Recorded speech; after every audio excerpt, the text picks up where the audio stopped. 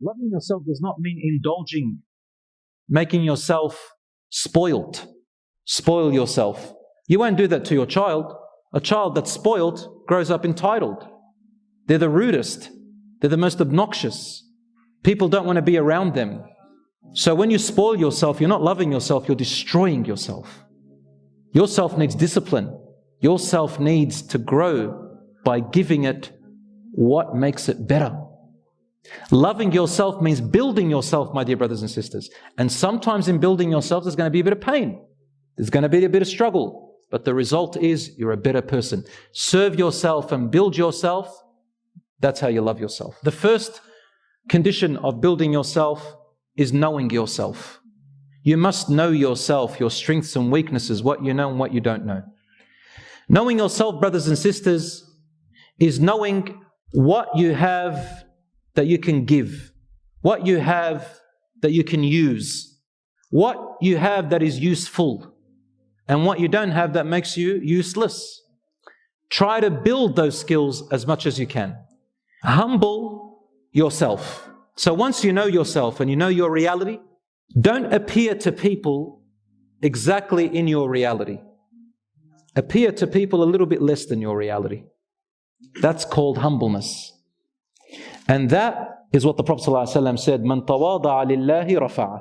Whoever humbles themselves for the sake of Allah, Allah will lift them. Make yourself a little bit less than your reality. If you make yourself look like you're more than what you really are, then you're going into areas of arrogance, kibr, and fakeness, and hypocrisy. And that is going to come back to haunt you. You're going to have low self-esteem after that because you'll fail. The Prophet ﷺ said, ask Allah not to make you devalue yourself. They said, how do you devalue yourself, Ya Rasulullah? And he said, by entering into an endeavor or into a task that you know you cannot do. So know yourself and don't burden yourself with something you cannot do. Work within your capacity. Know yourself and know your strengths and weaknesses and stay humble. So this is the first thing, brothers and sisters. Have you ever been on an aeroplane before? Of course, most of us have. And before we fly, the flight attendants, they say in the event of an unlikely emergency, oxygen masks will fall from above. Don't they say that? They say, put it on yourself before attending to others. Even if your own child is struggling for breath, why do you put the oxygen mask on yourself? So you can help them. If you don't breathe, you can't help them to breathe. But if you put it on them and then you die out of loss of breath, there goes your child as well. Isn't that correct? So brothers and sisters, you need to strengthen yourself. So in Islam, building yourself is the first thing. Number two, brothers and sisters, is called self-esteem. Self-esteem is your opinion of yourself. What do you think of yourself? The way you think of yourself is how you have decided, where you have decided to put yourself, where your ranking is. And I want to give you a little hint from the seerah of the Prophet ﷺ how to be so you can lift your self-esteem. Every one of you has been chosen to be born into this world. Allah is the one who decided and chose you. And He honored you. Allah says, وَلَقَدْ كَرَّمْنَا بَنِي آدَمَ. We have honored the children of Adam. So you are already special and you are already important. But what you think of yourself makes the world of a difference. And here is a little advice. When you meet people, you put people on a certain pedestal, either up or you put them lower. This is natural. We look at people in different. The majority, the modern person today, bases the esteem of another person and their status on materialistic things.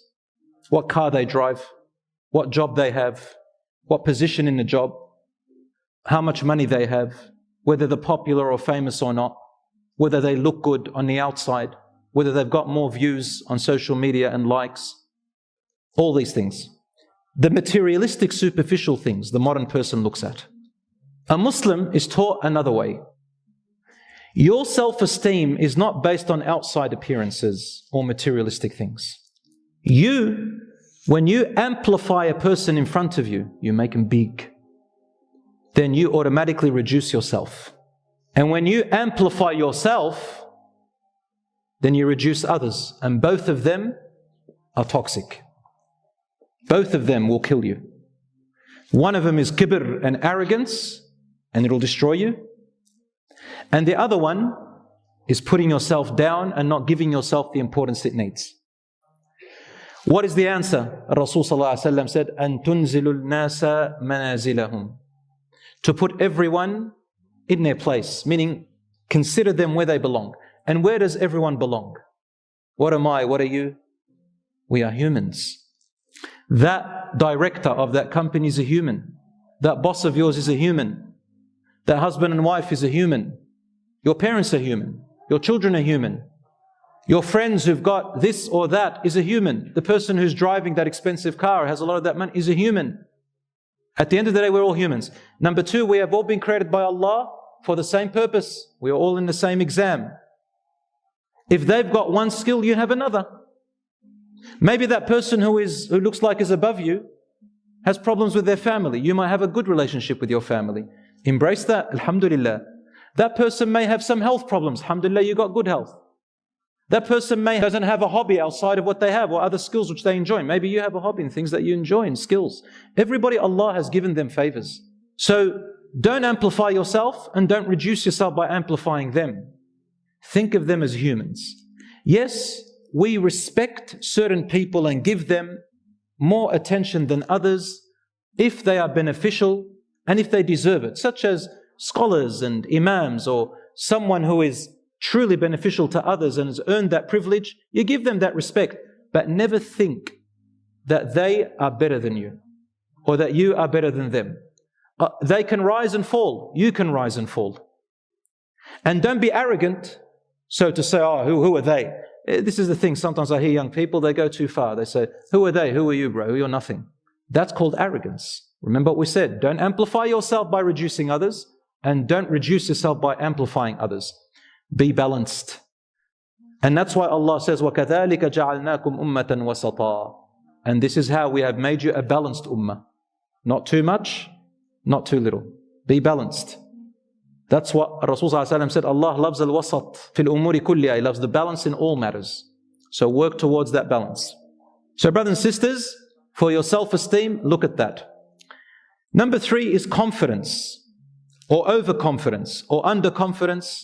And there is the mature side. So it's got to do with confidence. What is confidence? In order for you to know yourself that you are confident, that's part of building yourself, you need two things. You need to feel that you can do that thing. And number two, you need to know that you have the ability to do that thing. Ability and feeling. That is confidence. The second type is called mature. To be mature means that you know you do not have the ability to do it, and you feel that you can't do it. And for example, if I'm going to fight with someone, and I know that this person has training, I don't have the training that person has. And I know that I don't have the ability, and I feel that I can't. I choose my fights. So a mature person chooses their battles. Doesn't go into everything and anything. Yeah, I can do and be a hero. That's called ego. And you're going to fall flat on your face. A mature person and a believer chooses what they can and what they can't. And walks away. It's okay, it's fine. The third type is called overconfidence. Overconfidence, brothers and sisters, is when you know you don't have the ability, but you feel you can do it. Don't do that, you'll destroy yourself. And the last one is called underconfidence. Underconfidence is when you know you have the ability, and when it comes the time to implement it, you don't feel you have the ability. And this is what Rasul said, فَلَا تَعْجَزْ. Rely on Allah and go forward. Be brave.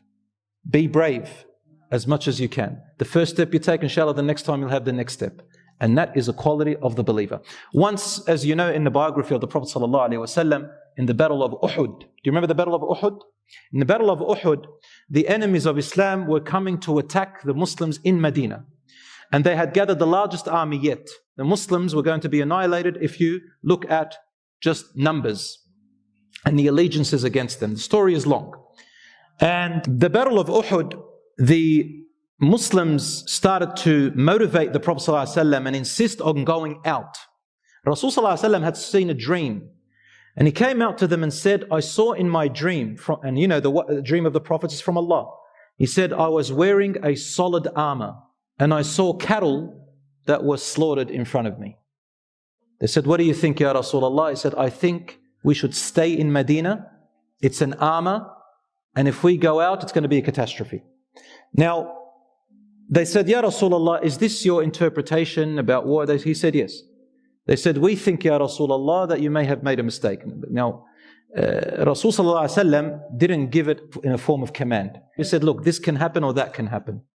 They said, we think we should go out. Among them was Hamza radiallahu anhu, who said, Ya Rasulullah, go out. Wallahi, I will not meet them except there. These people are like this and like that. They got too confident.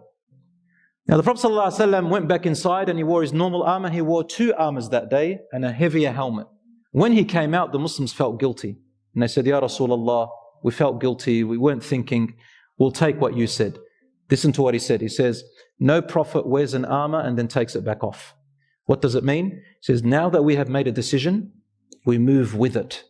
We do not take a step backwards. And this is the way to build your character. Once you've planned, you've gotten advice, you've all agreed, and you've made a decision, and you've moved away, keep going with that decision. Until a catastrophe happens, like something really is obvious. So nothing was obvious yet, just ideas. He said, we don't. We move forward and we do not hesitate anymore. As Allah says, فَإِذَا عَزَمْتَ فَتَوَكَّلْ عَلَى اللَّهِ. Once you are determined, rely on Allah and move forward. That's how all the prophets were. When they moved forward to the battle of Uhud, they almost won the battle. But we all know the archers on the hill, their love for the spoils of war got to them. And you all know they're still all new Muslims. So they're still used to battles and taking the spoils. They forgot the teachings of the Prophet ﷺ. He told them, don't go off the hill. Then they said, the spoils of war, go and get your stuff. And most of them came off the hill. When they came off the hill, Khalid ibn al-Walid, who was a disbeliever at that time, he was the horseman who led the horses, and he found a way to come in like a hook, and they surrounded the Muslims because now they were disorganized and there was no one on the hill to stop them from coming in, and the Muslims, many were massacred. Just like the dream of the Prophet ﷺ. And the Prophet himself was injured in that battle and he almost died, he almost got killed. And Hamza, the one who said, let's go out, he got martyred in that battle too. Radiyallahu anhum ajma'in. Allah says in this, about this battle, He said in a long, obviously in Surah At-Tawbah and others, that what had happened to you, I'm just translating, what had happened to you, you may assume that it was bad for you. بَلْ هُوَ خَيْرٌ لَكُمْ. It is good for you. وَاللَّهُ يَعْلَمُ وَأَنْتُمْ لَا تَعْلَمُونَ. Allah knows and you do not know. Whatever has happened to you of musibah, think of it as good. Allah is guiding us to tell us that even when you fail, be optimistic even in failure. It's hard, but we have the Quran telling us. Because you can overturn a failure into success. So what do you do with the failure? You learn from it. I always repeat this same analogy. A baby, how does a baby learn how to walk? Just learn from the baby. The baby gets up and falls in different ways. The baby is subconsciously learning, say it fell 100 times. It's learning 100 ways of how not to fall by falling 100 times. The only way to learn 100 ways of how not to fall is by falling 100 times. So Allah tells them, it was not bad for you, it is good, no matter how it appears. And truly it was after that. They learned a big lesson.